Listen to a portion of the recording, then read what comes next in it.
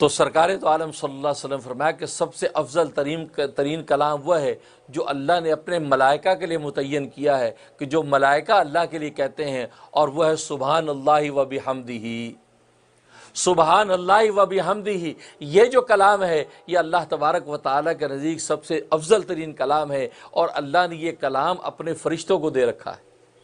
اور فرمایا کہ اس کلام کے ذریعے سے اللہ تبارک و تعالیٰ مخلوق میں رزق تقسیم کرتے ہیں۔ اس لیے اس کو تسبیح کرو بیاں کہتے ہیں، یعنی ملائکہ کی تسبیح، سبحان اللہ و بحمدہ، یہ ملائکہ کی تسبیح ہے، اور اس سے رزق کے دروازے کھلتے ہیں۔ اگر کوئی چاہتا ہے کہ رزق کی فراوانی ہو جائے اور کشادہ رزق حلال ملے، تو سبحان اللہ و بحمدہ کی کثرت سے جب تسبیح کرتا ہے تو اللہ تبارک و تعالی اس کے لیے رزق کے دروازے کھول دیتے ہیں۔ تو دیکھیے یہاں پر تسبیح، اسے نبی نے فرمایا افضل ترین کلام اللہ کے نزدیک تسبیح والا کلام، یعنی سبحان اللہ و بحمدہ۔ اس لیے ملائکہ نے بھی یہاں پر جب اظہار وفا کیا تو سب سے پہلے وہی تسبیح والی بات کی، وَنَحْنُ نُسَبِّحُ بِحَمْدِكَ، ہم تو تیری تسبیح کرتے ہیں تیری حمد کے ساتھ۔ تو یہ کہا وَنُقَدِّسُ لَكَ، اور تیری پاکی بیان کرتے ہیں۔ تو تسبیح کا ذکر پہلے فرمایا کیونکہ اللہ تبارک و تعالیٰ کو تسبیح بہت پسند ہے، کیونکہ میں نے بتایا کہ تسبیح کا معنی پاکی بیان کرنا، کہ اللہ تبارک و تعالیٰ کو ہر طرح کی عجز سے، شرک سے، کمزوری سے پاک قرار دینا، اور اللہ تبارک و تعالیٰ کو اپنی پاکی بیان کروانا بہت پسند ہے۔ اس لیے ملائکہ نے کہا کہ وَنَحْنُ نُسَبِّحُ بِحَمْدِكَ، ہم تیری تسبیح کرتے ہیں۔ اب یہاں پر ملائکہ نے یہ کہا وَنَحْنُ نُسَبِّحُ بِحَمْدِكَ، ہم تیری پاکی تسبیح بیان کرتے ہیں حمد کے ساتھ، حمد کو ساتھ ذکر فرمایا۔ کیوں؟ اس لیے کہ سبحان اللہ و بحمدہ میں بھی آپ نے دیکھا سبحان اللہ کے بعد و بحمدہ کو ذکر فرمایا۔ تو حمدی کا تو معنی ہوتا ہے کہ صفات ثبوتیہ، یعنی تیرے اندر سارے صفات حمیدہ موجود ہیں، و بحمدہ کا مطلب ساری صفات حمیدہ آپ کی ذات میں موجود، اور سبحان کا مطلب تو ہر طرح کے نقص سے پاک ہے، کسی قسم کی کمزوری تیرے اندر موجود نہیں ہے۔ اب ان دونوں کو ساتھ ملا کر کیوں کہا؟ اس میں بڑی نکتے کی بات ہے۔ دیکھو آج محاورے میں اگر کوئی کسی شخص کے بارے میں آپ سے پوچھے کہ یار وہ آدمی کیسا ہے، ذرا اس کے ساتھ کوئی کاروباری لین دین کر رہا ہوں، آپ بتائیے کیسا آدمی ہے، تو اگر آپ یہ کہیں برا آدمی نہیں ہے، ناٹ بیڈ، برا آدمی نہیں ہے، تو یہ بہت زیادہ تعریف نہیں ہے۔ تو آدمی کہتا ہے یار اس کا مطلب ہے بس ٹھیک ہی ہے۔ ایک ہے کہ آپ یہ کہتے ہیں او اچھا، او بہت اچھا آدمی، ایکسیلنٹ، بڑا اچھا آدمی یار، بہت ایماندار، بڑا شریف آدمی ہے، تو آپ کہتے ہیں ہاں یہ ایکسٹرا تعریف ہوئی ہے۔ لیکن آپ یہ نہیں کہتے، آپ کہتے ہیں برا آدمی نہیں ہے۔ تو برا آدمی نہیں ہے یعنی اس میں برائی نہیں ہے، تو یہ تعریف نہیں ہے، بس ایک طرح کا اظہار ہے کہ ٹھیک ہے۔ تو اگر یہاں تسبیح پر رک جاتے کہ اللہ تبارک و تعالیٰ میں نقص نہیں ہے، اللہ میں ضعف نہیں ہے، اللہ میں جو کسی قسم کی کمزوری نہیں ہے، یہ کہہ کے چپ ہو جاتے، تو یہ اللہ کی حقیقت میں تعریف نہ ہوتی کہ جی اللہ کیا ہے، کہ جی اللہ میں کوئی کمزوری نہیں ہے، بس اب چپ،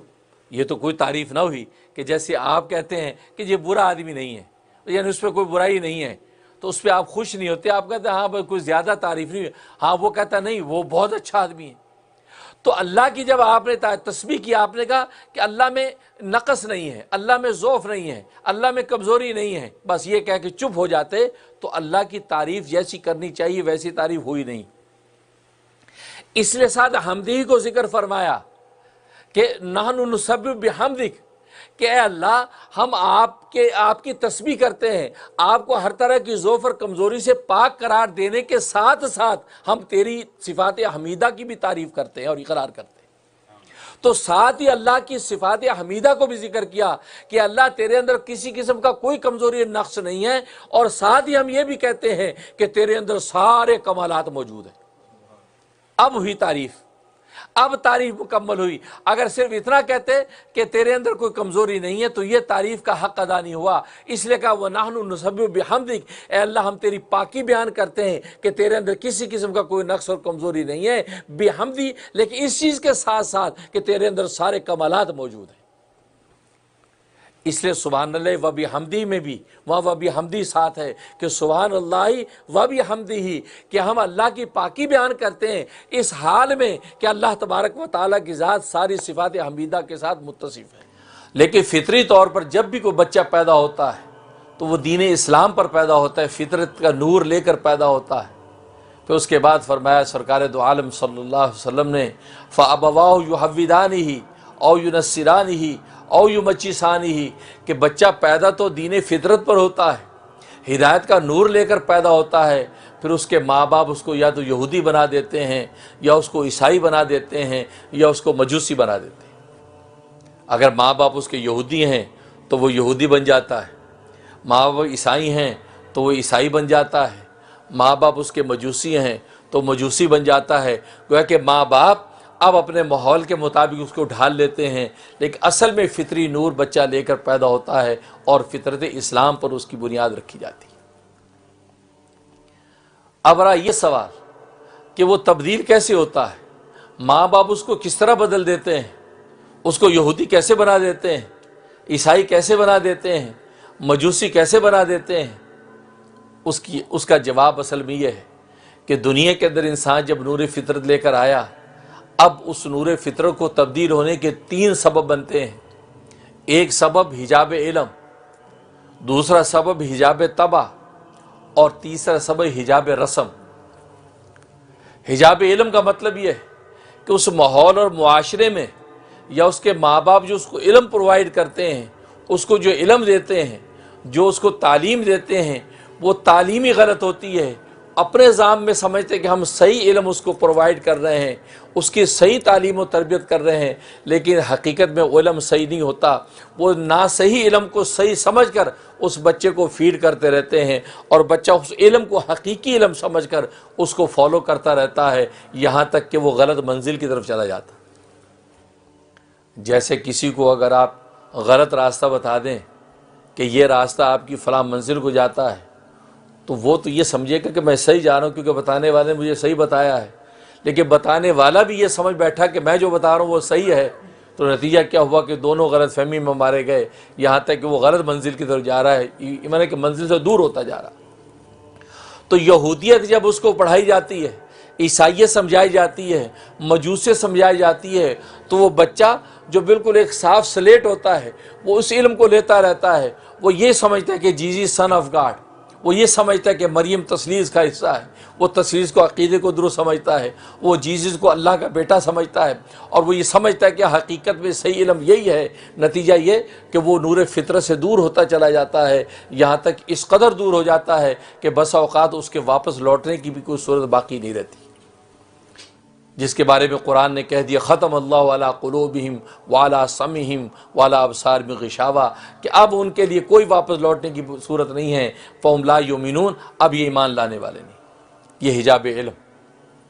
دوسرا حجاب طبع، کہ انسان طبی طور پر نور فطرت سے ابا کرتا ہے، نور فطرت کے تقاضے پہ عمل نہیں کرتا،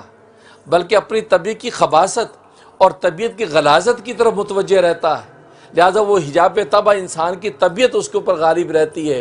اس کی شریعت کا نور اور اس کی جو ہے فطرت کا جو نور ہے اس پر غالب نہیں ہوتا، بلکہ اس کی طبیعت کا نور غالب ہوتا ہے، اور انسان کی طبیعت اندھی ہے، انسان کی طبیعت اندھی ہے، لنگڑی لولی ہے، انسان کی طبیعت میں کسی قسم کا امتیاز نہیں ہے، کسی اچھے اور برے کا یہ طبیعت فرق نہیں کر سکتی، اس کے اندر کوئی ایسی صلاحیت نہیں ہے کہ وہ کسی صحیح اور غلط میں فرق کر سکے۔ اس لیے کہ اگر اس ہاتھ کے اندر آپ اس ہاتھ میں حلال پیسے دے دیں تو یہ ہاتھ پکڑ لیں گے، اس ہاتھ میں حرام دے دیں تو یہ پکڑ لیں گے، اس منہ میں حلال رقمہ ڈال دیں یہ کھا لے گا، اس منہ میں حرام ڈال دیں یہ کھا لے گا، اس آنکھ سے حلال دیکھ لیں یہ دیکھ لے گی، اس آنکھ سے حرام دیکھ لیں یہ دیکھ لے گی۔ کبھی ایسا نہیں ہوگا کہ اب حلال دیکھ کے تو آنکھوں میں ٹھنڈک ہو جائے اور حرام دیکھ کے آنکھوں میں کانٹے چبھیں،